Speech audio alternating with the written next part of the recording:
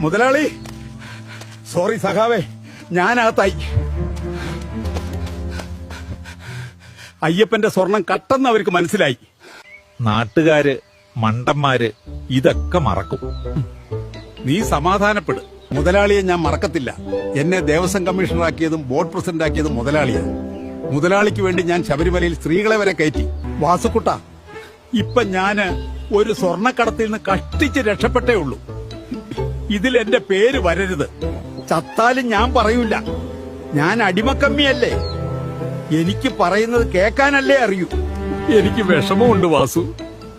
മുതലാളിക്ക് മോളോടും മരുമോനോടും മാത്രമേ സ്നേഹമുള്ളൂ എന്ന് നാട്ടുകാർക്ക് എല്ലാം അറിയാം.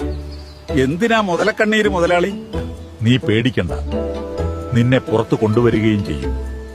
നിനക്ക് പുതിയ സ്ഥാനം തരുകയും ചെയ്യും. കണ്ണൂരിൽ ADM കേസ് അന്വേഷിച്ച പോലീസുകാരനെ നമ്മൾ സ്ഥാനാർത്ഥിയാക്കി. പിന്നെയാണോ അയ്യപ്പന്റെ സ്വർണം കട്ട നിന്നെ? ധൈര്യമായി പോയിട്ട് വാ.